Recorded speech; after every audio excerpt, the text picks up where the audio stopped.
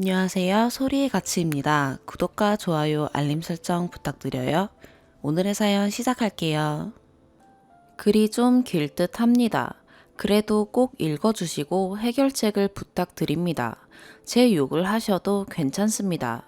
전 28살이고 와이프는 38살입니다.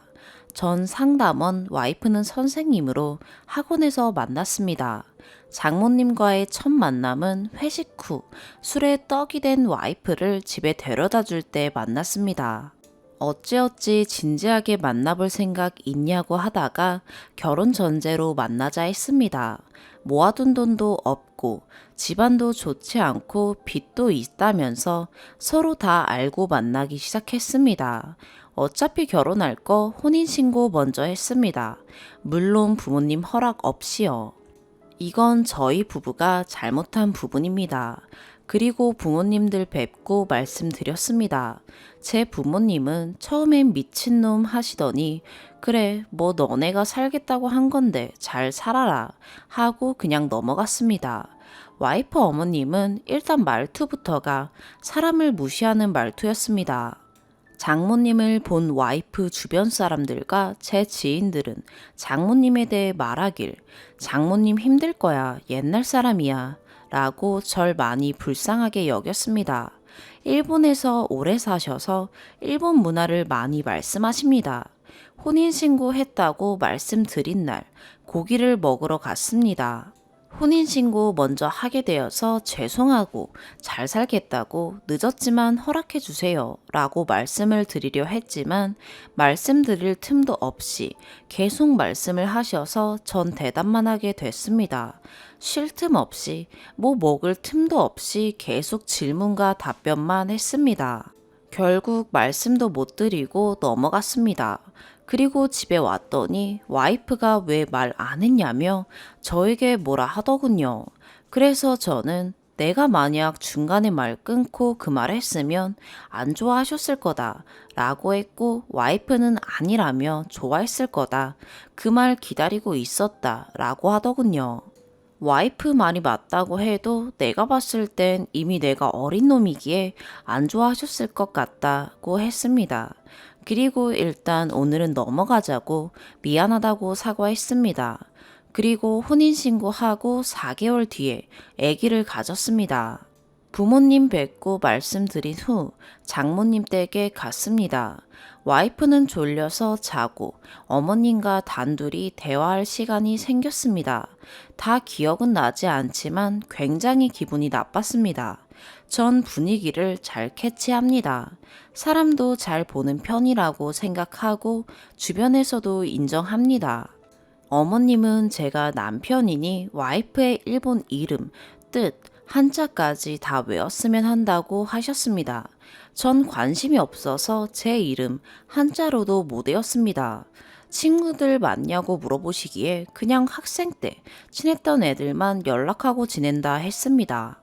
친구들과 만나면 정치, 경제 얘기는 하냐고 물으셨고 하긴 하는데 깊게 들어가진 않는다고 했습니다.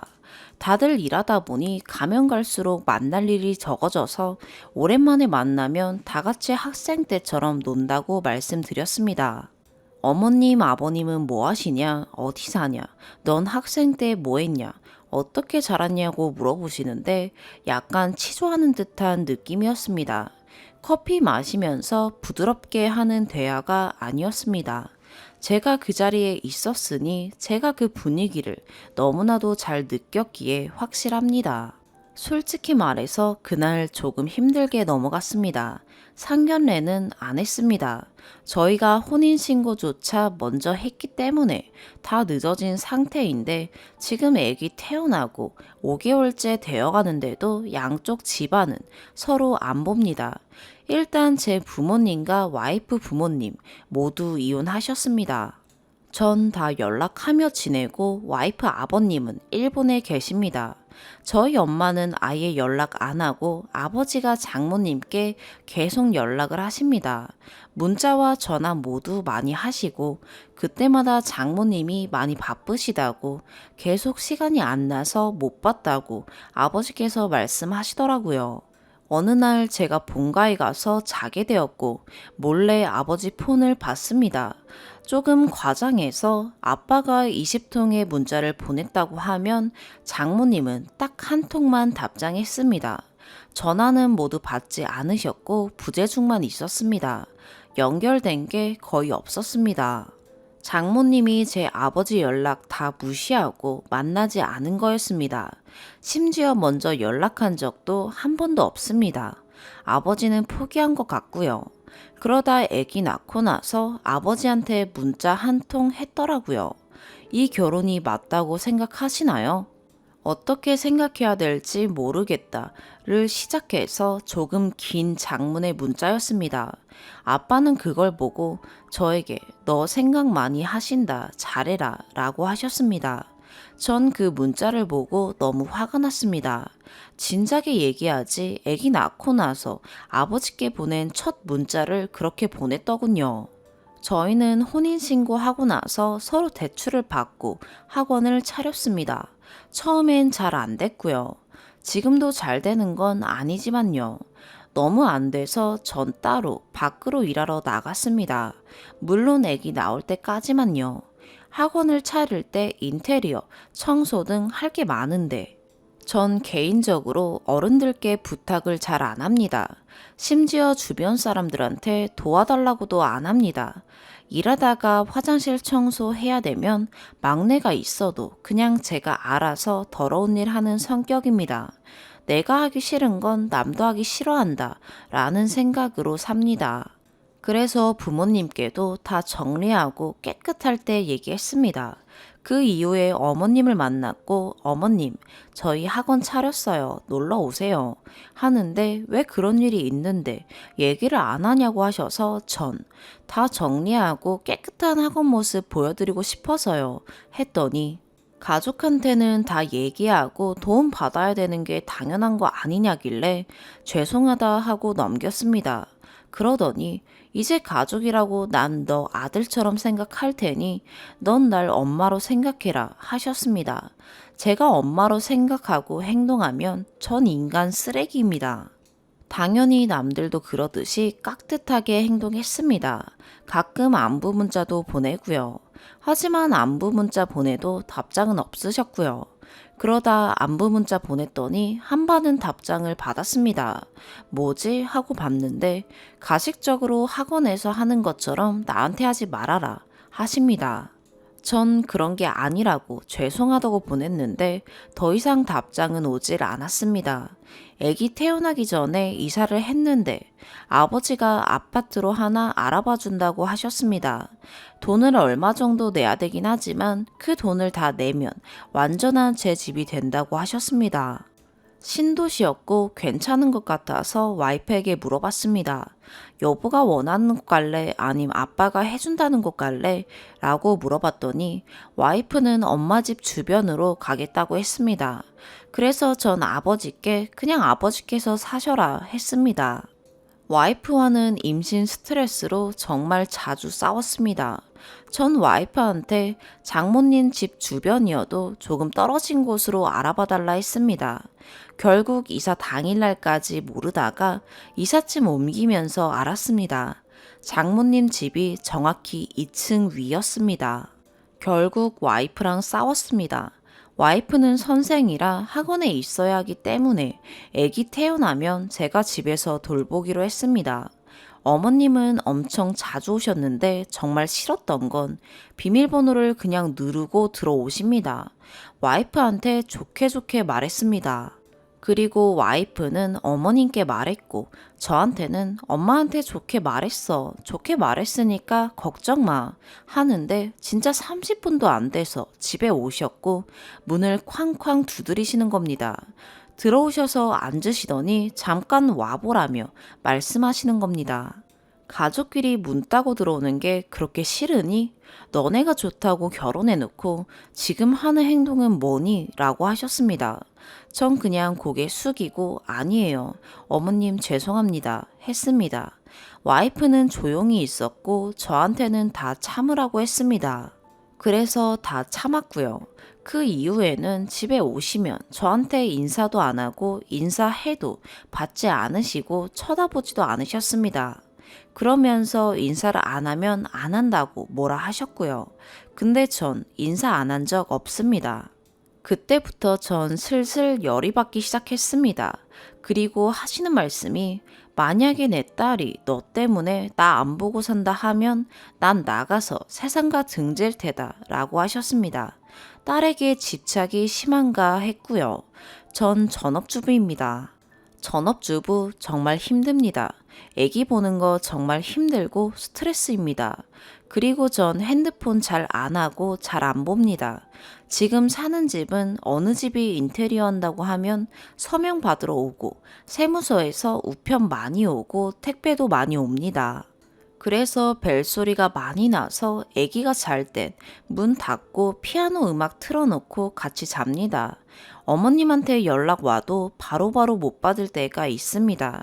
가령 분유 주고 있거나 자고 있거나 우는 거 안고 있거나 안고 있으면 전화 와도 받기 싫어서 아예 안 봅니다.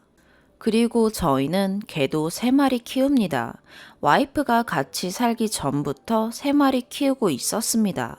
근데 너무 오냐오냐 키워서 훈련이 잘 안 되어 있습니다. 그래서 한 마리를 장모님 댁으로 보냈고요. 그리고 전 딸이라는 걸 안 이후로 머리를 길렀습니다. 어머님이 또 집에 오셨고 절 보시더니 너 머리 길고 와이프도 머리 길고 애기 낳으면 어쩌려고 그러니? 라며 걔 얘기는 하나도 안 꺼내십니다. 푸들이라 많이 빠지는 건 아니지만 애초에 애기 있는 곳에 개 키우는 게 문제인 건데 제가 머리 기른다고 보기 싫다고 제 머리만 욕하고 가십니다. 애기 100일이 되기 전에 장모님의 동생 가족이 2번 왔습니다. 전 처음 한 번만 가고 그 이후로는 안 갔습니다. 앞으로도 갈 생각이 없고요. 처음 갔을 때 대놓고 무시하는 겁니다. 거기 있는 아들 3명과 고모부, 고모님도 다 조용해졌습니다. 그냥 대놓고 웃으면서 욕하는 거 아닌 것처럼 욕했습니다. 그 집엔 저, 와이프, 장모님, 고모님, 고모부 아들 3명, 개 3마리, 애기 이렇게 있었는데 중국집 음식 시켜 먹고 와인 마시고 막걸리 마셨습니다. 사람들은 개 만졌다가 애기 만졌다가 처음에만 손 씻었지 그 이후로는 씻고 만지는 거 못 봤습니다.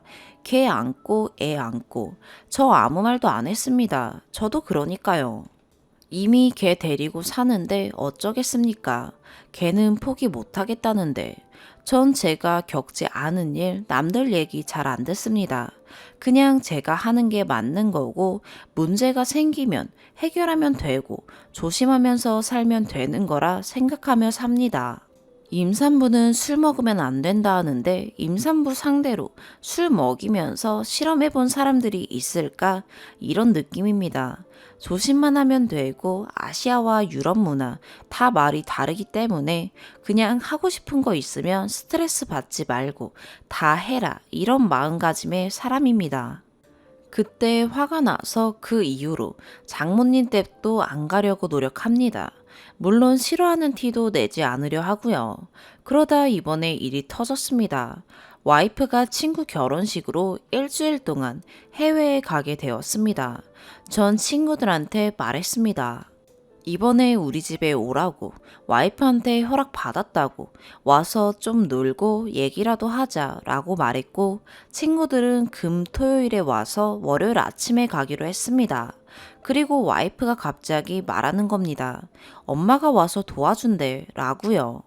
전 여보, 어머니 도움 괜찮고 나 친구들 올 거야. 그러니까 말씀 좀 전해줘. 안 도와줘도 된다고 라고 했습니다. 와이프가 집 떠나자마자 어머님이 바로 문 두드리셨습니다. 전 인사드리고 어쩐 일이시냐 물어봤습니다. 그랬더니 어머니는 애기 줘라, 분유도 주고 밥 언제 먹었니? 이따 8시에 데리러 와라, 내가 봐주마, 쉬어라 라고 하시고는 나가셨습니다. 전 그대로 벙 쪘고 그냥 들어와서 애기를 훔쳐간 겁니다. 기분이 엄청 나빴고 욕이 나오더라고요. 이틀 연속으로 그렇게 하고 그 다음날 어머니께 말씀드렸습니다. 도와주셔서 너무 감사한데 사실은 친구들 오기로 미리 약속이 되어 있어서 올 거다. 와이프한테도 허락 받았었다. 그래서 이번엔 안 오셔도 될 것 같다. 그랬더니 장모님이 저한테 하시는 말이 몇 명 오니 애기 면역력도 약한데 그렇게 사람을 집에 들이니 친구들은 건강하니 집이 좁은데 잘 수는 있니? 넌 친구들이 가족이니? 난 한국 문화를 이해 못하겠다. 라고 하셨고, 전 그냥 웃으면서 나왔습니다. 다음날 친구들이 왔고, 친구들이 점심 먹으러 간 사이에 어머님이 집에 오셨습니다. 전 애기랑 낮잠을 자고 있었고요. 자는데 갑자기 개들이 짖는 겁니다. 택배 왔다 갔나 보다 하고 다시 잤습니다. 근데 계속 짖다가 갑자기 문이 띠띠띠 하더니 열리는 겁니다. 놀라서 나갔더니 어머니셨습니다. 어쩐 일이냐 물었고 집에 있는데 왜 문을 안 열고 있냐고 하셨습니다. 전 자고 있느라 몰랐다고 죄송하다 했는데 핑계대지 말고 왜 문을 안 여냐고 하시더라고요. 갑자기 잠이 깬 상태라 기분 나쁜 걸 못 참았습니다. 대체 뭐가 문제인 건가요? 문은 어떻게 열고 오셨어요? 라고 했더니 그건 알 필요 없고 애기 내가 데려갈게. 넌 친구들하고 놀아라. 이러시는 겁니다. 전 도저히 못 참겠다 싶어서 대들었습니다. 아니요, 친구들이 와서 같이 봐주기로 해서요. 제가 데리고 있을게요. 다신 문 이렇게 막 열고 들어오지 말아주세요. 라고 했습니다. 그랬더니 여긴 내 딸 집이라길래 그럼 막 들어와도 되는 거냐 했더니 내 딸도 내 집에 마음대로 들어오는데 내가 못 들어오니? 이러시는 겁니다. 전 딸이 아니라 사위고요. 그렇게 막 들어오시면 안 되죠. 가족도 아닌데. 라며 딱 선 그었습니다. 그랬더니 어머님이 말하는 게 그게 뭐냐고 나도 애기 보고 싶으니까 본인이 데려가겠다며 애기를 달라는 겁니다. 전 딱 잘라서 안 된다며 그냥 가달라고 이제 도와주지 않으셔도 된다고 혼자 보겠다 했고 결국은 보내지 않았습니다. 그리고 그날 저녁에 문자가 왔습니다. 입을 빼놨으니 가져가고 퇴근할 때 감자탕 사다 줄까? 라기에 공손하게 답장 보냈습니다. 아니요, 어머님. 친구 중에 한 명이 요리사라 이번에 요리해 주려고 온 거예요. 괜찮습니다. 감사합니다. 라고 보냈습니다. 다음날 친구들이 있는데 또 오셨습니다. 개들이 또 짖었고요. 이미 게시판에도 개 짖는 소리 자제하라면서 옆집 밑집에서 저에게 항의가 계속 들어옵니다. 와이프도 들은 적이 있고요. 애들을 혼내서 못 짖게 했습니다. 그리고 어머님이 집에 들어오시자마자 냅둬라 개들이 잤니 라기에 이제 참지 않고 또 싸웠습니다. 개니까 못 짖게 해야 된다고 했더니 개니까 짖는 거지 내 새끼들이야 냅둬라 하는데 개 한 마리가 저 무시하고 어머님한테 가길래 안 돼 하니까 어머님이 저에게 소리를 지르셨습니다. 야 하지 말라고 개니까 짖는 건데 뭐 어쩌라고. 전 짖으니까 훈련시켜야죠.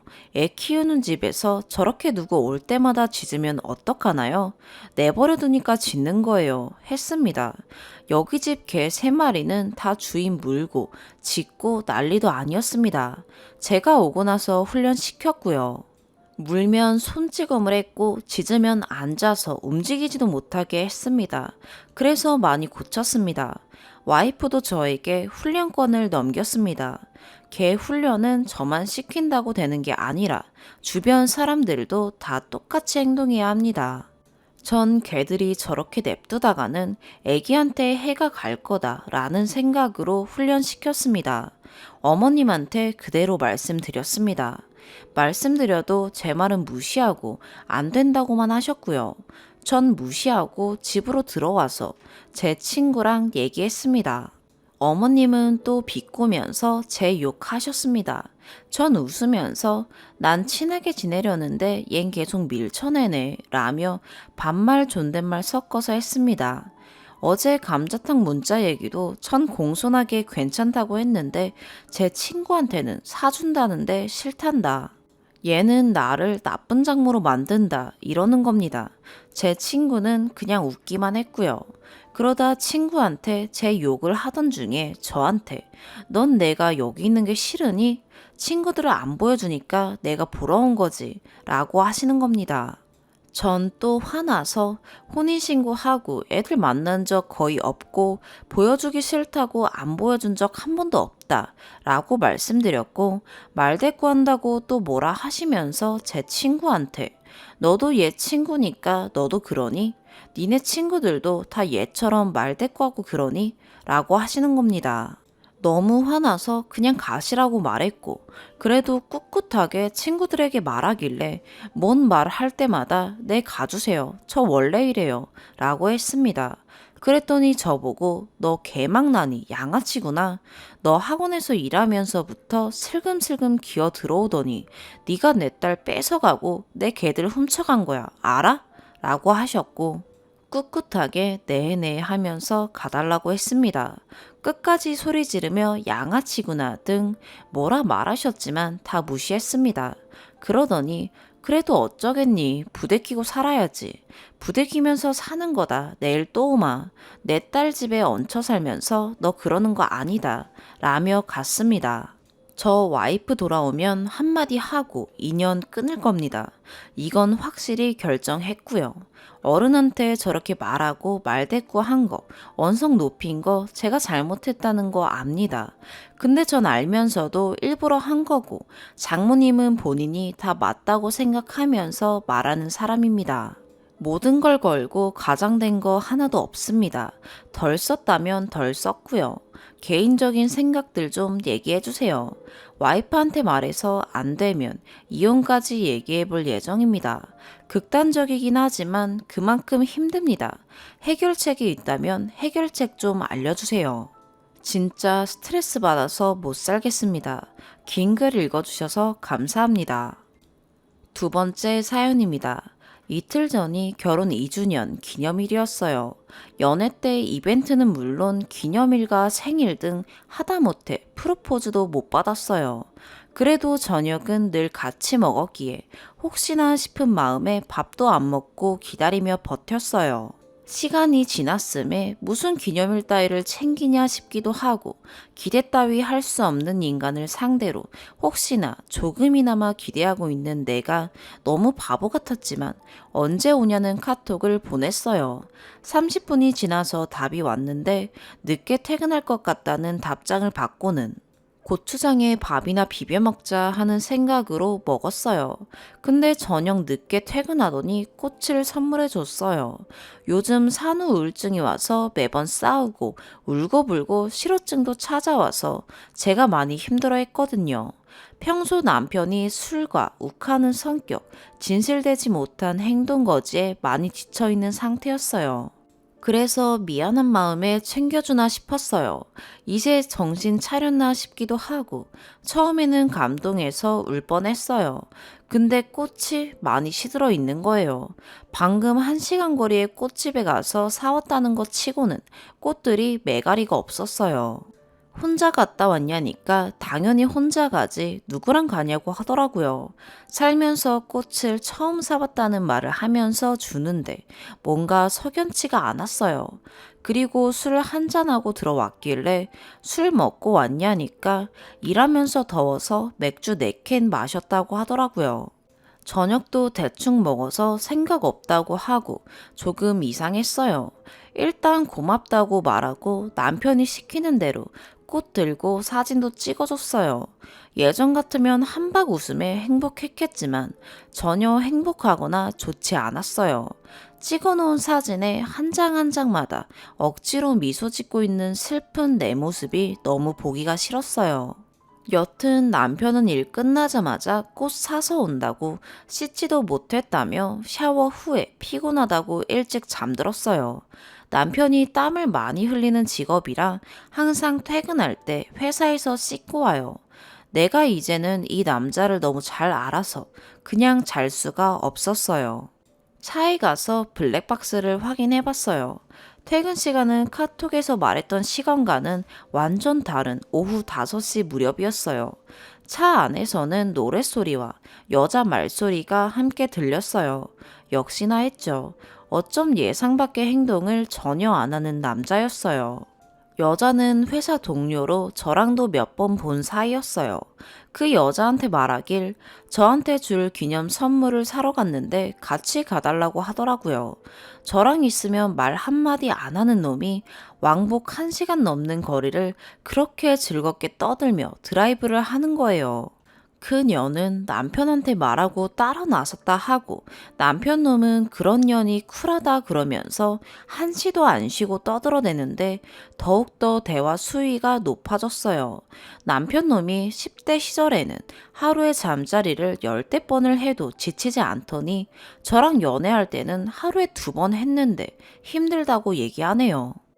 회사 동료라는 그녀는 지 남편 술 처마시면 지가 힘들 정도로 많이 한다느니 남편 놈은 예전에 술집 여자랑 어떻게 놀았는지까지 신나서는 떠들어대는데 듣고 있자니 더러워서 더 이상은 들어줄 수가 없었어요. 결혼 후 1달에 1번 할까 말까이고 지금은 제가 몸이 안 좋기도 하지만 저한테 들이대지 않는데 3달이 넘어가요. 그런 놈이 졌단 얘기를 하는데 어이가 없으면서도 토가 나올 뻔했어요.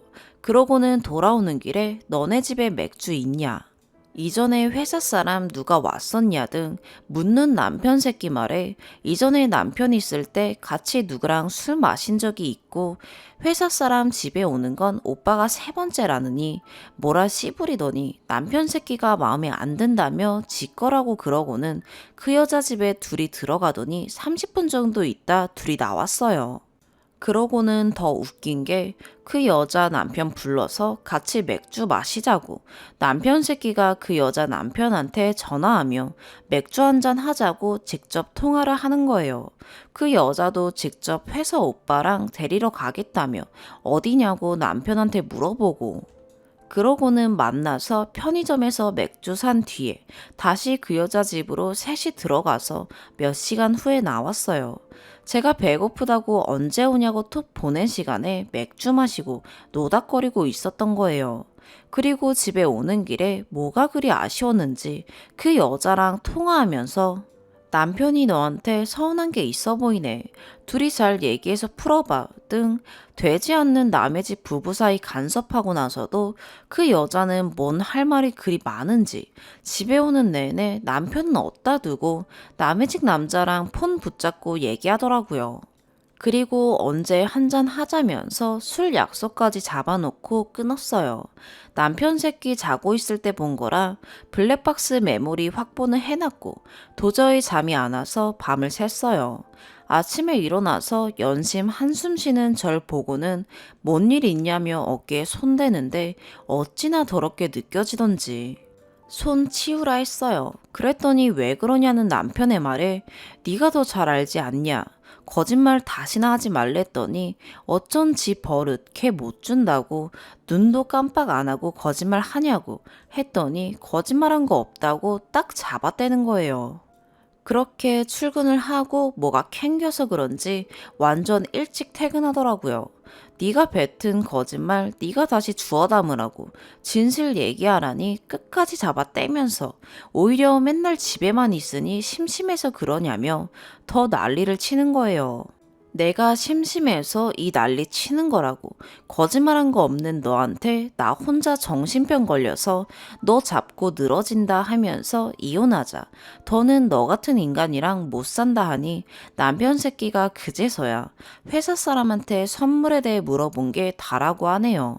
몇 번 더 고성이 오가고 나니 남편 놈이 자기가 잘 모르니 회사 사람이랑 같이 갔다가 바로 집에 태워주고 온 거라고 똥 싸는 소리를 하네요. 그러면서 어디서 뭘 들었길래 생사람을 잡냐며 큰 소리를 치기 시작해요. 더러운 얘기 더는 하기 싫어서 지갑, 핸드폰 다 집어 던지고 집 나와서 울며 불며 미친년처럼 돌아다녔어요. 친정도 없고 어디 갈 때도 연락할 곳도 기댈 곳도 없는 상황이 미치겠더라고요. 몇 시간 지나 지쳐서 쓰러져 있을 때 남편 새끼가 어디서 튀어나왔어요. 찾아다녔다 하는데 집에 와서 핸드폰 보니 저 나간 지 3시간 만에 전화한 기록이 있고 폰 지갑 다 놔두고 간 거 알고 그제서야 나선 듯 했어요. 남편이 억지로 차에 태운 뒤에 간신히 진정이 좀 되어 갈 때쯤 남편 놈이 블랙박스 뜯어봤으니 알 거 아니냐며 블랙박스까지 보는데 의부증이냐며 말하는 거예요. 거기서 다시 화나서 내가 너 바람 폈다 했냐? 거짓말한 거 바른 대로 말하라고 한 건데 의부증이라 하면 넌 바람도 폈냐? 그딴 더러운 짓 했으니까 네가 찔려서 말하는 거 아니냐? 그리고 난 평범하게 살았는데 어쩜 너는 그렇게 더럽게 놀았냐? 결혼 전에 알았다면 너 같은 새끼랑 만나지도 않았다고. 나도 결혼 전에 남사친 많았지만 암만 해도 잠자리 얘기는 안 했다고. 뭐가 자랑이라고 그딴 거 떠벌리고 다니냐고. 그년이랑 안 지 얼마나 됐다고 그딴 얘기나 하고 다니냐고 했더니 아무 말 못하더라고요. 자기 와이프는 요즘 뭐 먹고 사는지도 모른 채 그저 콧 사주러 따라 나선 년이 고마워서 와이프 쌩 까고 그것도 기념일에 딴 년이랑 그냥 남편 새끼랑 술 쳐 마셨냐고. 그 시간에 나는 네 같은 새끼 만나서 고추장에 밥이나 비벼 먹었다고. 그 따라 나선 여자도 미친년 아니냐고. 남의 기념일인 거 알았으면 같이 갔다 와서 빨리 집에 가서 기다리는 와이프랑 밥 먹으라 하는 게 일반 사람의 상식이지. 비싼 꽃다발 차 안에서 시들어 가던 말던 남의 남편이랑 늦은 시간까지 술을 마시냐고. 그 여자한테 전화하고 그 여자 남편한테도 당장 전화하라고. 둘이서 집에 들어가서 뭔 짓을 했는지, 둘이서 집에 있다가 남편 데리고 온 거 그 집 남편은 알고 있는지 전화하라고 하니 그 집 남편도 알고 있다고 같이 기다리다 데리러 간 거라 거짓말을 치는 거예요. 날 위해 꽃을 사러 간 게 아니라 그 여자랑 희희낙낙하려고 꽃을 핑계 삼아 둘이 드라이브 갔다 온 거 아니냐며. 난 이제 네가 무슨 말을 해도 못 믿고 앞으로 살 날이 깜깜해서 더는 못 살겠다고. 너도 내가 이러는 거 숨 막힐 테니 우리 서로 더 이상 살 이유 없다고 이혼하자 하니 지도 화났는지 내일 네가 원하는 대로 도장 찍어줄 테니 짐 싸들고 나가라고 하다가 다시 지가 잘못했다며 자기가 의도한 건 그게 아니라고 미안하다고 하네요. 순수하게 꽃을 사다 주려 한 건데 일이 이렇게 될지 몰랐다고 하네요. 굳이 그렇게 멀리, 그리고 여자 끼고 거짓말을 술 마시면서 한 본인의 행동 거지가 얼마나 잘못했는지 이해가 안 가는 듯 해서 내가 너 퇴근하고 오면 저녁 해주려고 다른 남자 태워서 장 보러 다니면서 그딴 더러운 얘기 해대고 너를 위해 장을 볼 때 다른 남자가 따라 나서 줬으니 그 남자 집에 가서 고맙다고 술 먹고 놀다가 네가 저녁에 뭐 먹던 말던 늦게 들어가도 넌 별일 아니라고 지금처럼 말할 수 있냐 라고 하니 그제야 조금 이해가 가는지 연신 미안하다고 하는 거예요. 탈진 상태인데도 그렇게 말이 나오고 눈물은 멈추지도 않았어요. 무조건 잘못했다고 다신 안 그런다 하는데 그 말을 더 이상 믿지 않았어요. 억지로 집까지는 들어오긴 했는데 앞으로 어떻게 해야 할지 모르겠어요. 남편이라는 새끼는 계속 옆에서 부축해대고 뭘 자꾸 해주려고 껄떡이는데 더럽게만 느껴졌어요. 하루하루가 지옥이고 거울을 봐도 예전의 제 모습을 찾을 수가 없어요. 이딴 새끼랑 살면서 점점 메말라 가는 것 같아요. 지금 집도 시모명이고 이혼하면 오갈 데 없는데 어찌해야 할지 모르겠어요. 어디 도움 요청할 만한 데도 없고 자꾸 나쁜 생각만 드네요. 추가. 인생이 영화보다 더 영화 같다더니 제 인생이 더러운 삼류 저질 영화보다 더하네요. 많은 분들 댓글 감사드려요. 먼저 블랙박스 영상은 메모리 빼서 따로 놔두고 혹시 몰라 컴퓨터에도 복사본 옮겨놨어요. 16기가 메모리라 하루 지나면 그전 영상이 삭제돼서 64기가 메모리 새로 사서 끼워 넣었고요. 동네가 좁아서 아시는 분들 몇몇 분들이 판 보길래 혹시나 아실까 싶어서 일부러 산후 우울증이랬는데 사실 만삭 임산부예요.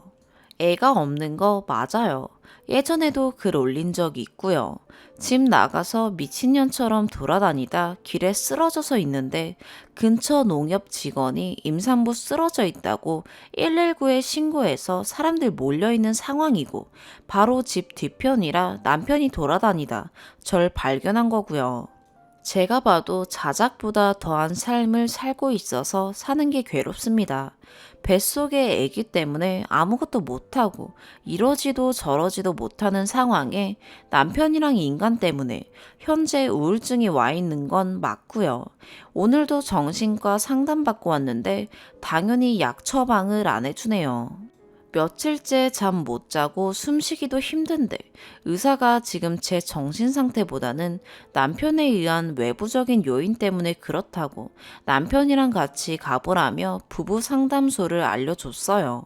지금 상황에서 잘 풀어보고 싶다거나 이 남자랑 계속 살 생각이 아예 없어서 부부 상담 따위도 받고 싶지 않네요. 오늘 남편한테 내일 그년 회사 동료 부부 데리고 집에 오라고 하니 그렇게 하면 풀리겠냐고 그럽니다. 워낙 등신 같은 성격이라 어떻게 해야 할지 모르겠고 말할 상대도 없어서 여기다 글 올리는 게 제가 할 수 있는 유일한 방법이네요. 정신과 상담 받아도 그렇게 길게 상담받지도 못하지만 그대로 대충이라도 말하고 오면 마음 굳게 먹어지곤 하는데 그것도 잠깐이네요. 지금도 어떻게 해야 할지 모르겠지만 혹시나 결혼 안 하신 분들 있으시면 정말로 살아오고 자라난 환경에서 벗어나시고 정에 이끌려서 과거에 얽매여서 본인을 저처럼 망가뜨리지 마세요. 정말 사랑하고 좋아해도 힘든 게 결혼 생활인데 절대 함부로 아무나랑 결혼하지 마세요. 혹시나 실수로 결혼했다 해도 아기는 가지지 마세요. 정말 마지막으로 당부드려요. 제가 드릴 말씀은 이것밖에 없네요. 세 번째 사연입니다. 안녕하세요. 이제 23살 된 여자입니다. 이 친구가 판을 거의 매일 들어가서 보는 애고 일 치르고 잠도 안 와서 여기 올려봅니다. 물론 이 친구가 못 볼 수도 있겠지만요. 제목 그대로 거지근성의 무기념인 룸메를 짐 하나하나 제가 정리해서 내쫓았어요. 이 추운 날 좀 불쌍하긴 한데 1년 동안 스트레스 받은 거 생각하면 속은 후련하네요. 최대한 간단하게 얘기하자면 1년 전쯤 같은 학과 동기인 친구가 자기가 사는 고시원이 너무 환경이 안 좋다고 지금 부모님이 보증금을 모으신다고 하니까 1학기 종강 때까지만 좀 지낼 수 있게 해달라기에 그러라 했습니다. 참고로 제가 자취하는 곳은 오피스텔로 거실 제외하고 투룸입니다. 좁은 방 하나를 옷방처럼 썼는데 그 방에서 지내라 했죠. 그 친구의 약 1년간의 발자취를 간단하게 하나하나 써보자면 제 물건을 함부로 씁니다. 옷, 액세서리, 화장품, 노트북, 스타킹, 속옷 등등 진짜 사소한 거 하나하나 몰래 혹은 당당하게 씁니다. 그리고 한마디 상의도 없이 친구 불러서 놀고 술 마시고 재웁니다. 또 방 안에서 담배를 핍니다. 전 담배를 피지 않아요. 그래서 피지 말라 하면 에이 방 안에서 창문 열고 펴서 괜찮아 라고 말합니다. 심지어는 화장실에서도 피길래 화장실에선 제발 피지 말라니까 볼일 볼 때 안 피면 안 나온다며 핍니다. VOD인 영화, 예능 등을 마음대로 결제합니다. 콘텐츠 이용료만 월 5만 7천 원까지 나온 적이 있고 이때까지 누적만 해도 계산은 안 해봤지만 15만 원은 넘을 것 같아요. 덕분에 우수 고객이네요. 물론 갚는다 했지만 아직까지도 안 갚고 있고요. 본가 내려가서 집 비운 동안 몰래 남자친구를 불러서 재웁니다. 또 자기가 야식 시키면서 계산은 절대 안 합니다. 언제쯤 방 구하냐고 물어보면 오열하고 괴로운 가정사와 저에겐 항상 미안해하고 있다며 얘기합니다. 같이 살면서 단 한 번도 월세를 받은 적이 없고 진짜 말 그대로 얹혀 살아요. 돈 한 푼 안 들이고 의식주 모든 걸 해결합니다. 1학기 끝나고 8월쯤에는 돈 모으는 게 늦어지는구나 했고 알바하면서 피곤해 쩔어 학교 다니던 친구라 안쓰럽기도 했는데 점점 아나무인에다가 제가 보기에는 한 달에 6, 70 정도 버는 거 뻔히 보이는데 밥 한 번, 심지어는 그 싸다는 학식 한 번 안 사줍니다. 근래 들어서는 자기가 아주 집 주인인 양 굴고 저를 거의 돈 많은 등신으로 봅니다. 본론으로 들어가자면 11월 초에 제가 이 친구와 술 마시며 올해 말까지 나가달라 했습니다. 아, 해가 지났으니 작년 말이네요. 2달이란 시간이 있었고 그 시간이면 방 구하기엔 충분한 시간이니까요. 알바 때문에 바쁜 거 알잖아 하면서 울먹거리기에 주말에는 쉬니까 토요일이라도 조금씩 방 알아보고 다니라고 했습니다. 혹시 혼자 다니기 싫으면 저도 같이 다녀주겠다고 했죠. 그때 알았다고 눈물 찔끔찔끔 하더니 그 주 토요일에 한 번 나갔다가 3시간도 안 돼서 들어오더니 마땅한 곳이 없다고 합니다. 제가 정 안 되면 방 구하는 어플도 있으니까 그거라도 보면서 연락이라도 해보라고 하니까 알겠다고 몇 번 보는 눈치더니 어느 날 휴대폰 보니까 그 어플마저 다 삭제해놨습니다. 그냥 나갈 생각이 없어 보이고 일주일에 2~3번은 치킨 먹자, 닭발 먹자 하면서 음식 시키고는 계산할 때만 쏙 빠집니다. 점점 스트레스가 극으로 달아오르면서 그냥 내쫓아 버릴까 하고 상상만 하고 지냈어요. 그러던 와중 기말고사 시즌 때 저도 그렇게 스트레스 받고 싶지 않고 그 친구한테도 크게 주고 싶지 않아서 나가라는 얘기는 잠깐 멈추고 서로 일에 집중했죠. 제 방에서 한참 공부하다가 배도 고프고 해서 편의점에서 도시락이라도 사와야겠다 싶어 친구한테도 먹을 거냐고 방문 두드리면서 물어보니까 너가 사는 거야? 랍니다. 제가 사려고 하긴 했는데 순간 빈정이 확 상하면서 네 건 네 돈으로 사 먹어야지. 너 먹을 거면 나가는 김에 너 것도 사올게 하니까 잠시 말없더니 안 먹는데요. 그렇게 그냥 편의점 가서 도시락 먹고 올라와서 방 안에 들어가 책상에 앉았는데 전 이성의 끈이 끊어진다는 게 무엇인지 그날 알았어요. 강의 노트 중 교수님께서 정말 중요 부분이라 말씀하셔서 별표 친 부분에 굵은 매직으로 지그재그로 낙서를 해놨더라고요. 심지어 따로 제가 필기한 부분 못 보게 매직으로 선 그어놓고는 그 옆에 메론 그림이랑 치사하다고 적어놨더라고요. 강의 노트야 다시 한 장 뽑으면 되지만 따로 교수님 말씀 필기한 부분을 그렇게 망쳐놔 버리니 더 이상 볼 수도 없게 됐죠. 열받아서 종이 들고 걔 방문 발로 차면서 나와라 하니까 웃으면서 나오더니 노래를 틀면 짜증을 내서 무엇하나 이러는 겁니다.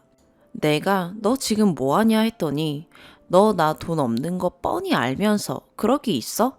나는 너한테 실망이야 실망 하더니 필기 보여줄 테니까 치킨 쏘라는 겁니다. 그때 모든 게 다 짰습니다.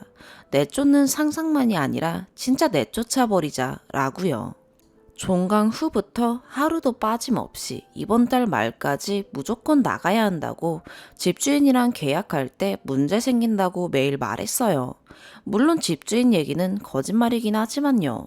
친구도 알았다고 방 구하고 있다고는 했지만 간간히 너 재계약하는 거 방 둘러보러 올 때 나 밖에 잠시 있으면 안 돼? 라던가 그냥 집주인한테 말하고 2명이서 살면 안 되나? 어차피 투룸인데 라며 나가지 않을 거라는 기색을 보였죠.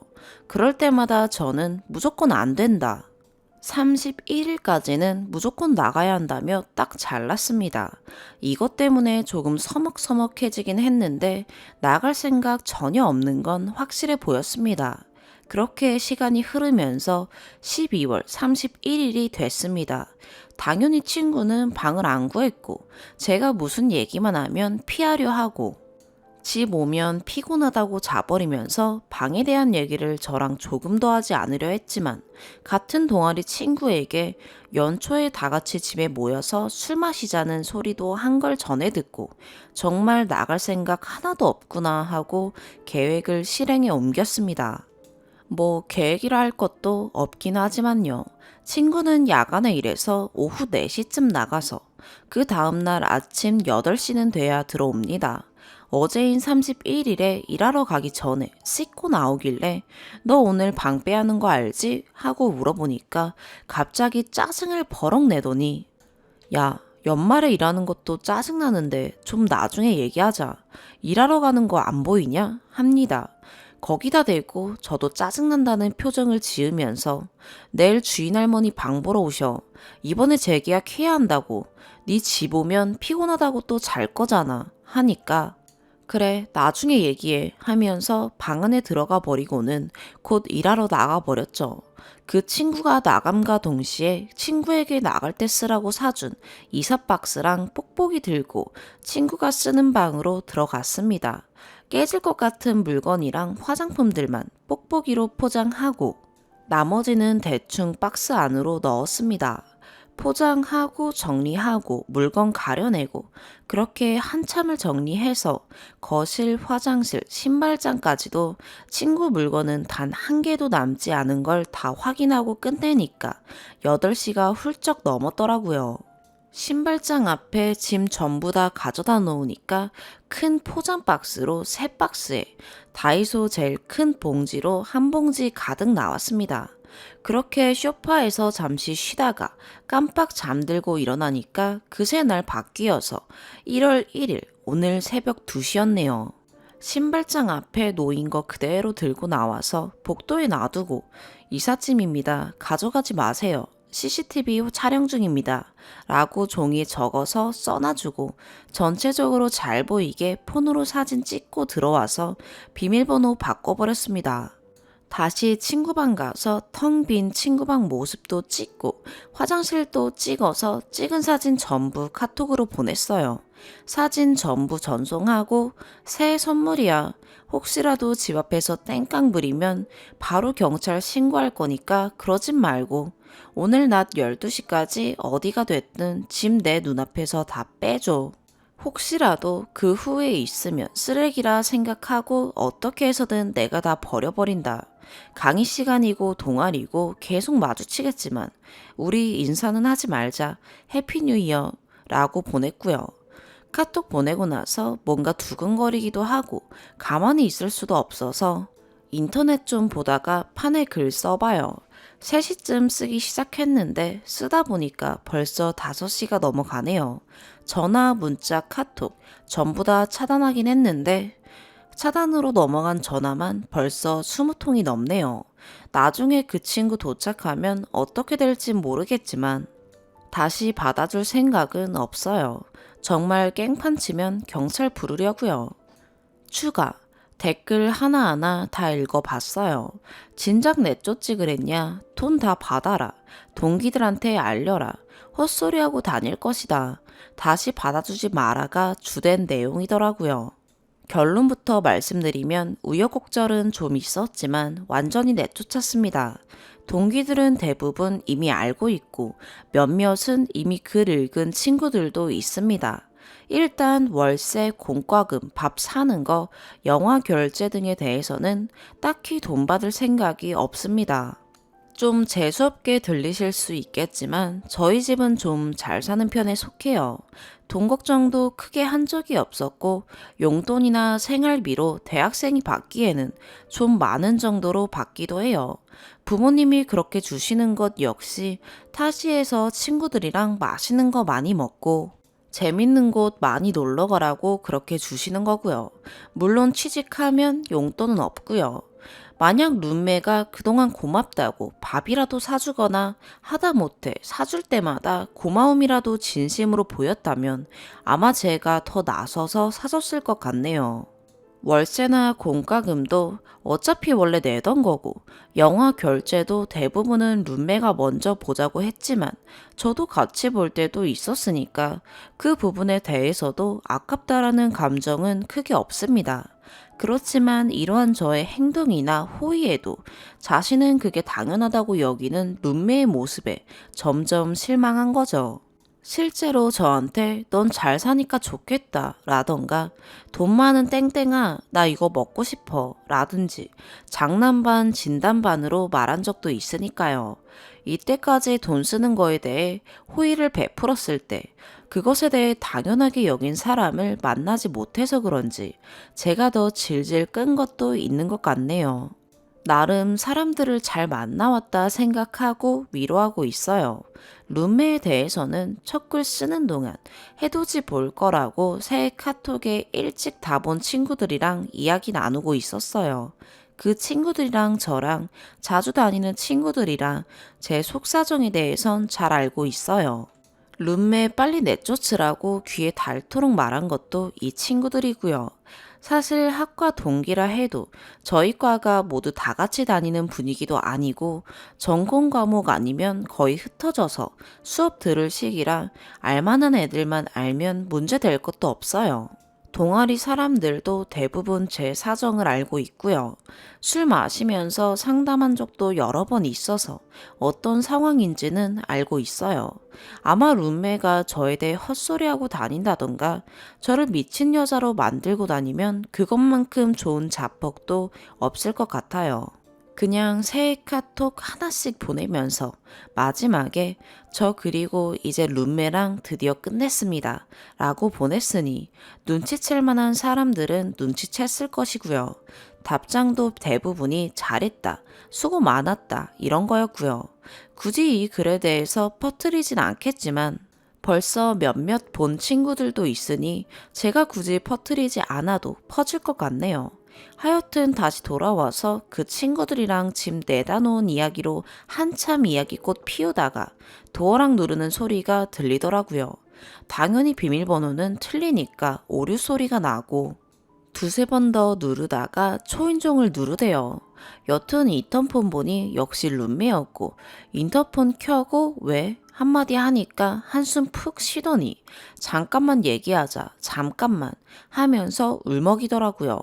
제가 인터폰 계속 켜놓으면서 할 말 있으면 이대로 얘기해 하니까 인터폰 소리가 잘 안 들린답니다. 지금 지하철에서부터 걸어와서 너무 추우니까 방 안에서 좀 얘기하자고 저 하란 대로 다 한다고 하네요. 거기에 대고 기다려봐 하고 방 안에 들어가서 얇은 패딩 하나 입고 신발장 앞에 서서 문 안전걸쇠 잠궜어요. 그 문 살짝만 열리고 못 열게 하는 거예요. 문 잠금 해제 버튼 누르고 잠금 장치 돌아가는 소리 들리기 무섭게 문을 쾅 열대요. 당연히 문 걸쇠에 걸려서 다 안 열리고 제가 너 뭐하냐 하니까 갑자기 주저앉아서 펑펑 우는 겁니다. 목소리가 뭉개져서 못 알아듣기도 했고 제가 안 들으려고 웹툰 보기도 했지만 간간히 들은 것으로는 우리가 겨우 재계약 때문에 이렇게 될 사이야? 사람이 어떻게 그렇게 잔인해? 나 정말 갈 곳 없는 거 알잖아. 대충 이런 내용들이었습니다. 설마 얘가 정말 재계약 때문에 내보내는 걸로 착각하는 건가 싶어서 설마 너 진짜 내가 재계약 때문에 이러는 것 같냐? 하니까 갑자기 고개를 들더니 그럼 뭐냐는 겁니다. 솔직히 말하면 룸메 오기 전만 해도 내가 혹시라도 마음 약해지면 어쩌나 싶었는데 그런 모습 보니까 마음이 굳건해지더라고요. 너랑은 정말 할 말 자체가 없다. 조용히 하고 짐 빼고 조금만 시끄럽게 하면 너 진짜 경찰 부를 거다 하고 문 닫아버렸어요.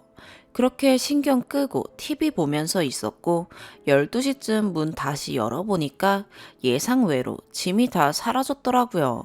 잘 해결돼서 기분도 좋고 너무 쉽게 해결된 것 같아 허무하기도 하고 했죠. 뭐 잘됐다 하고 집 들어와서 한참 다시 TV 보고 있는데 모르는 번호로 전화가 와서 받았어요. 당연히 룸메였죠. 별 얘기는 안 했고 짐은 잠시 아는 사람 집으로 옮겼고 폰 빌려서 전화한 거다. 너한테 진짜 미안해서 그렇게라도 한 거고 지금 근처 카페에 잠시 앉아 있다. 잠시만 얼굴 보고 얘기하자. 난 지금 왜 너가 화가 났는지 모르겠다고 하길래 커피 제 거 미리 시켜놔라 하고 준비해서 나갔어요.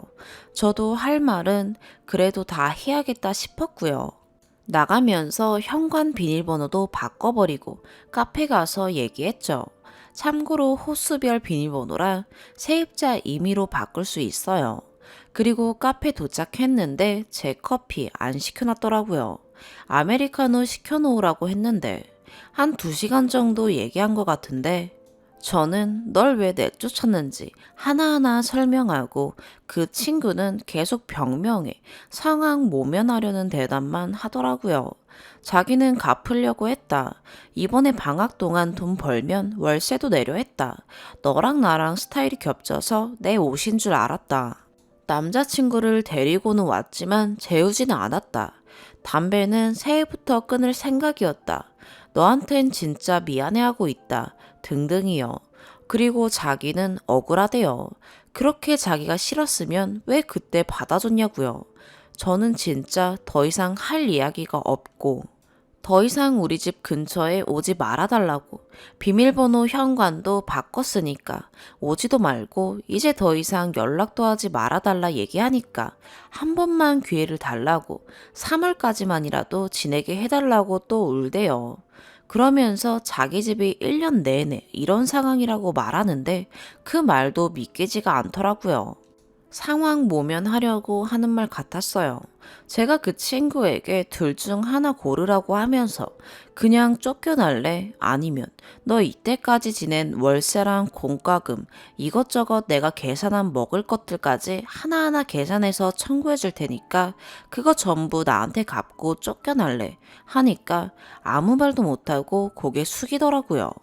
뭐 사실 돈 받아낼 생각 없습니다.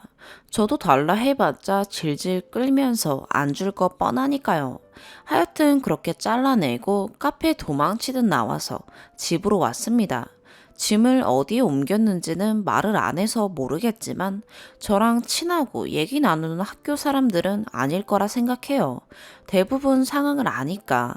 그렇게 집 와서 가장 먼저 부모님께 전화 드렸죠. 부모님이 모르셨냐라는 분들도 계시던데 같이 사는 건 아시고 계셨어요. 근데 제가 이것저것 말을 안 하니까 그냥 잘 지내는가 보다 생각하셨던 것 같아요. 간간히 그 친구는 언제 집 구한다니 하고 걱정하시긴 했고요. 전화해서 이것저것 얘기하진 않고 몇 달 동안 좀 스트레스를 많이 받았다고 너무 사람 피말려서 오늘 그 친구 내보냈다 말하니까 별 말씀 없이 잘했다 하시더라고요. 그러고 피곤해서 잠들었다가 다시 일어나서 밥 먹고 후기 쓰게 되네요. 뭔가 잘 해결된 것 같아요. 사실 아직도 수신 차단으로 넘어가는 전화가 간간히 오긴 해요. 스팸 메시지함도 벌써 42건째고요. 대충 뭐 귀해달라 이런 얘기밖에 없어요. 앞으로도 좀 해결해야 할 것들이 좀 있을 것 같지만 괜찮습니다.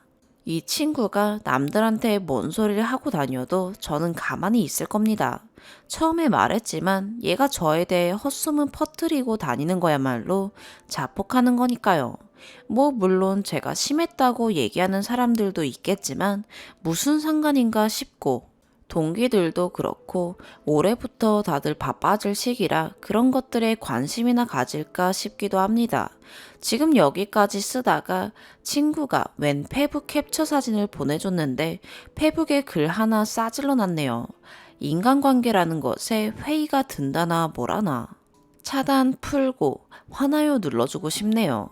카페 나가서 제가 할 말 다 한 것도 속 시원하고 제 집이 이렇게 아늑하다고 느껴진 것도 오랜만인 것 같네요. 갑자기 비어버린 방을 어떻게 사용할까 하고 고민하는 것도 좋아요. 인테리어를 좋아해서 두근두근 거려요. 평소에 좀 무르다라는 말을 많이 듣는데 이렇게 칼같이 잘라내는 경험을 해보니까 뭔가 제 자신이 업그레이드한 기분이 들기도 해요. 걱정해 주셔서 정말 감사하고요. 좋은 한 해 되시길 바랄게요. 네 번째 사연입니다. 너무 어이가 없어서 미치겠어요. 남자친구랑은 싸우다가 같이 작성하는 거예요. 이 말은 어느 한쪽으로 의견이 치우치지 않았다는 뜻이에요. 제발 누구 말이 맞는지 댓글 좀 남겨주세요. 저랑 남자친구는 내년 결혼 예정입니다. 저는 28살, 남자친구는 29살이고 연애 기간은 6년 반 지났습니다. 남자친구랑 저는 똑같이 빠른 년생이고요. 같은 과, 같은 단대도 아니지만 주변 사람들이 많이 겹쳐서 자주 만나다 보니 연애했고요. 그만큼 저에 대해서 많이 알고 있는 사람입니다. 저는 빠른 년생이라 19살에 입학해서 29살 되던 해에 졸업했고 바로 29살에 대학원에 들어갔습니다.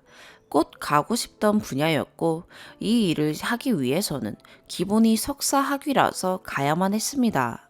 다만 야간 대학원에 입학해서 오후에는 일하고 저녁에 대학원을 갔습니다. 현재는 졸업하고 프리로 일하고 있으며 연봉이 일정하지는 않지만 보통 3천만 원에서 많을 때는 4천만 원까지 받기도 합니다. 평균 3,200에서 3,300 정도입니다. 남자친구는 졸업하고 25살에 바로 취직했으며 현재 연봉은 4,100입니다. 둘 다 가정 형편은 비슷합니다. 잘 살지도 않고 못 살지도 않고 지방이라 서로 중상위권 정도는 되겠네요. 남자친구와 저는 모은 돈은 똑같이 8천입니다. 저는 따지고 보면 9,500이네요. 이유는 밑에 작성하겠습니다. 저는 학부 때 예체능 계열이었는데 차가 필요해 보인다며 외삼촌이 준준형 차 한 대를 뽑아줬습니다. 외삼촌은 저희 집에서 장가가기 전까지 10년을 함께 살았고 장가가기 전에 차를 뽑아준 것이었습니다. 외삼촌이 저희 집에 살 때 생활비를 안 내고 그냥 살았는데 그 대신 굵직한 것들을 해줬지요. 방이 남기도 했고 막내 외삼촌이라서 엄마가 많이 신경 썼거든요. 예를 들면 컴퓨터 바꿀 때 한 번씩 큰돈 들여 좋은 걸로 바꿔주고 소파나 식탁, 크게는 김치냉장고 이런 식으로 집안에 바꿔야 할 살림이 있으면 삼촌이 알아서 바꿔주고 저한테도 엄청나게 잘해줬습니다. 삼촌은 자영업을 해서 벌이가 꽤 좋았던 걸로 알아요. 그런 삼촌이 장가가기 전에 차를 사줬고 지금의 외숙모인 삼촌 여자친구도 다 알던 상황에서 일절 뭐라고 하지 않고 오히려 차량 용품 선물해주고 주유권 선물해주고 그랬습니다. 그래서 삼촌이나 숙모에게, 특히 숙모에게 참 고맙고 지금도 저랑 사이가 너무 좋습니다. 돈을 벌면 삼촌 자식들에게 도움을 주리라 하는 생각을 항상 했고요. 제가 돈을 벌기 시작했고 삼촌은 큰아들 하나에 쌍둥이 딸이 있습니다. 저는 돈을 벌기 시작하면서부터 삼촌의 자식들, 즉 동생들을 위해 따로 돈을 모아놨고 그 돈뿐만 아니라 부모님을 위한 돈도 모아놓았습니다. 그렇게 모아놓은 돈이 1,500만 원입니다. 여기서부터 남자친구와 저의 입장이 나뉩니다. 남자친구 모은 돈과 남자친구의 부모님이 도와주셔서 2억 5천 아파트를 한다고 합니다. 저희 부모님은 절 위해 1억 해주신다고 하고요. 그래서 저는 따로 모아놓은 1,500만 원은 삼촌네 조금 주고 저 결혼하기 전에 부모님하고 여행 다녀오려고 합니다. 삼촌 사업이 예전만 하지 못한데 아들, 딸은 3명이고 한참 돈 많이 들어갈 때라 힘든 눈치입니다. 더 모아서 주고 싶었지만 미리 주려고 생각하고요. 그런데 남자친구가 이걸 가지고 뭐라고 합니다. 왜 1,500만 원을 굳이 다른 곳에 쓰려고 하냐며 돈을 더 보태서 결혼할 때 쓰자고 합니다. 그런데 저는 이 돈을 모으면서 제 돈이라고 단 한 번도 생각해 보지 않았는데 남자친구가 화를 내면서 너는 모은 돈이 9,500인 것이라고 합니다.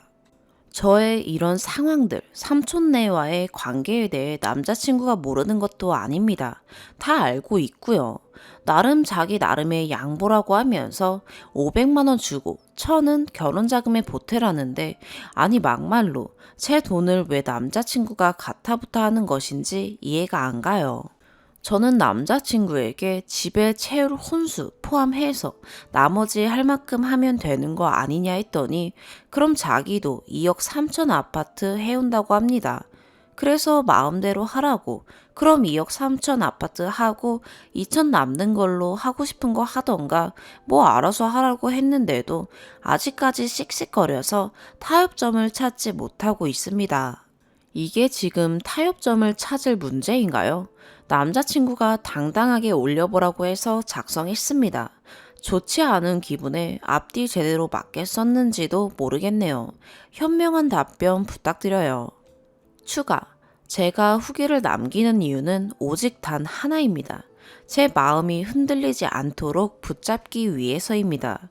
저렇게 글을 올리고 이틀 후에 함께 글을 봤습니다.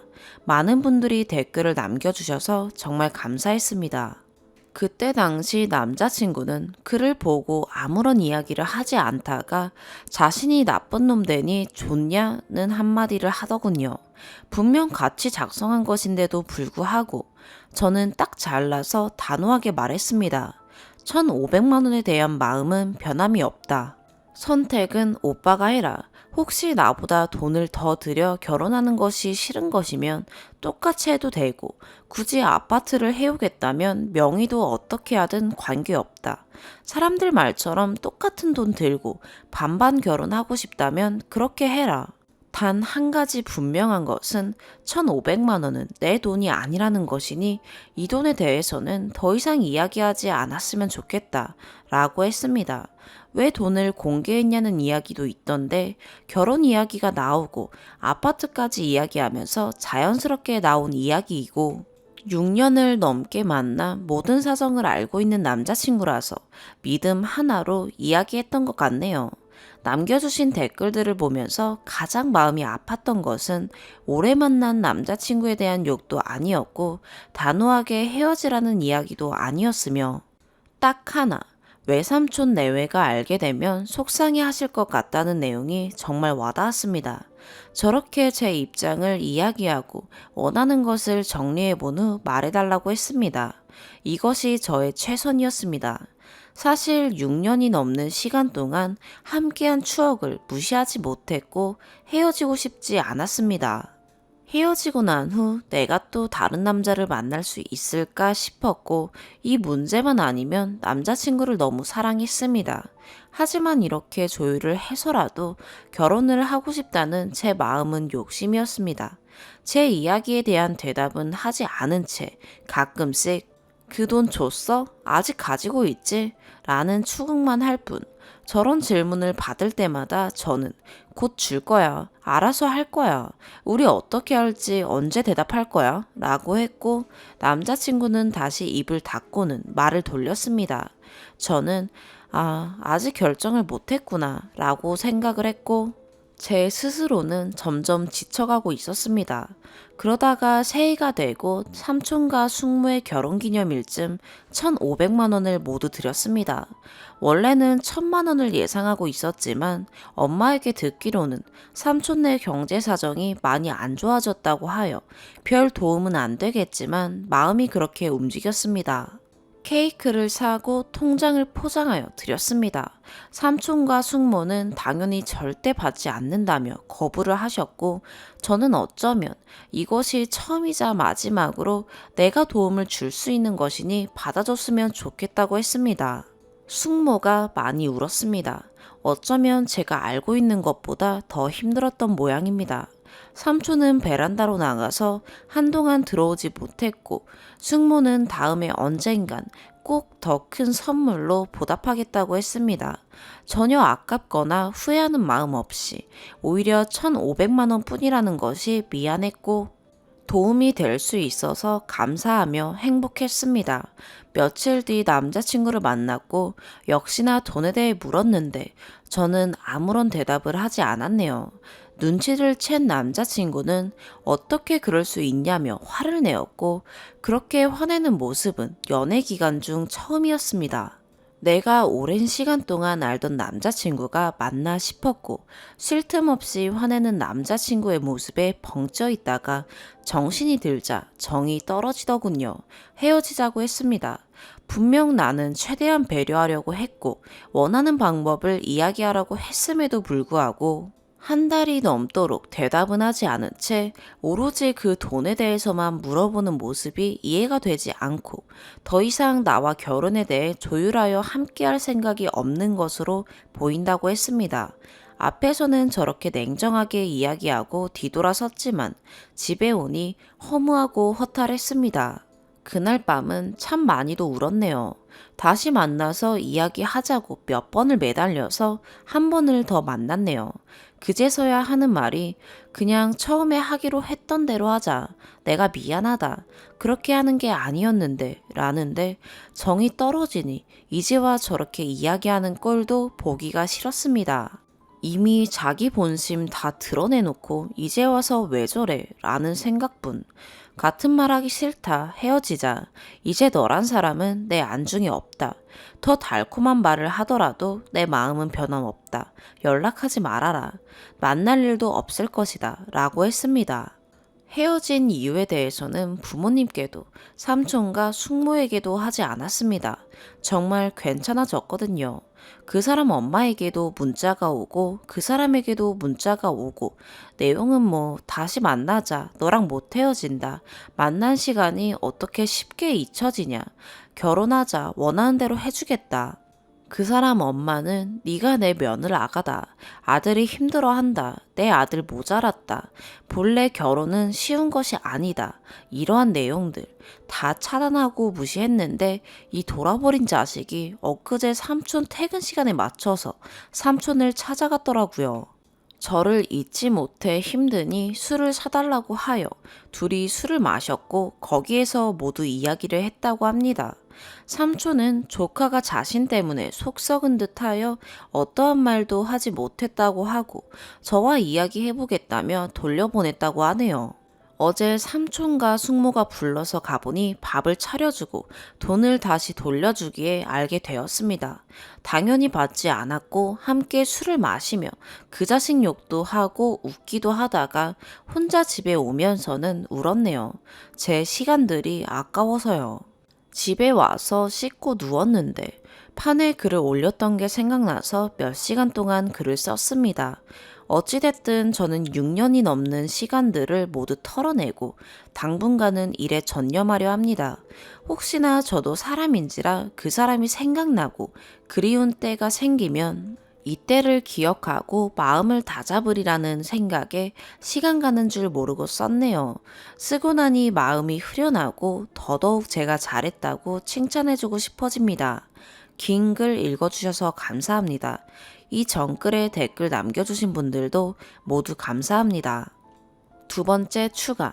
절대 단연코 말씀드릴 수 있는 것은 전 남자친구가 해온다던 아파트를 욕심낸 적이 없습니다. 처음 글 쓸 때에는 전 남자친구와 같이 글을 작성하느라 이래저래 자세한 상황을 적지 않았고 지금 다시 보니 오해를 할 만한 상황이네요. 그때의 상황을 다시 적어보자면 전 남자친구가 먼저 우리 결혼해야지, 내가 아파트 정도는 할게, 딱 이렇게 말했습니다. 저는 아파트를 할 만큼 돈 많이 모았냐고, 나는 8천 정도 모았다고 하니 과소비도 없는데 8천? 이러면서 의아해 했습니다. 제 평균 연봉 알고 있고 더 잘 벌 때도 있다는 걸 알고 있으니까요. 그래서 1,500에 대해 말했습니다. 저희 부모님이 1억을 해준다는 것은 그 전에 엄마와 둘이 이야기하던 중에 나온 금액입니다. 엄마가 이제 시집 가는데 돈은 얼마나 모았냐고 물어보았고 8천 정도 모았다고 하니 아빠가 1억 준다고 했고 혹시 더 필요하면 엄마도 5천 정도 준다고 했습니다. 그때 엄마와 이야기했을 당시에는 아직 오빠와 이야기하지 않아서 모르겠지만 엄마까지 그렇게 할 필요는 없을 것 같다고 했습니다. 단순한 제 생각으로요.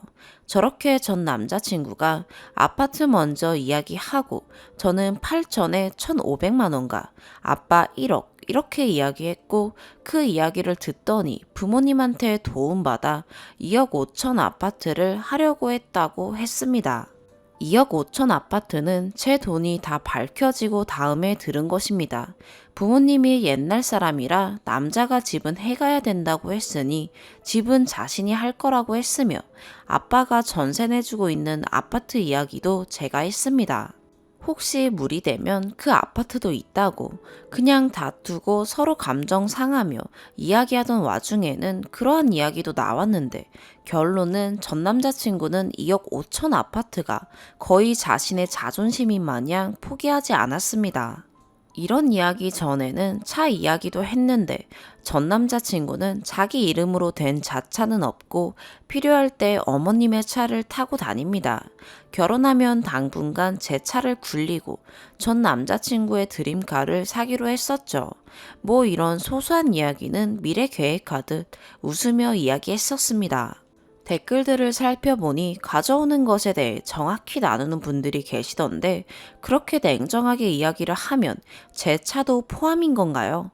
처음 글을 쓸 때에는 전 남자친구와 최대한 간결하게 쓰느라 자세히 구구절절 쓰지 않았고 이야기에서 나온 결론들을 위주로 썼던 것 같네요. 또 다시 제가 이렇게 글을 쓰는 이유는 얼굴도 모르는 제가 남긴 글에 간혹 싸우는 분들이 계셔서 마음이 좋지 않아서 그리고 집은 욕심내면서 돈 1,500은 포기 못하는 몰상식한 여자라는 이야기들이 참 마음을 핥히네요. 여러분의 위로와 조언, 희망적인 이야기들, 어리석었다는 비판들 모두 감사합니다. 하지만 욕설 섞인 무자비한 비난은 속상하네요. 모든 관심에 감사드리며 저 역시 많이 배우고 느끼며 글을 마무리합니다. 오늘의 사연 여기까지입니다. 구독과 좋아요, 알림 설정 부탁드려요. 시청해주셔서 감사합니다.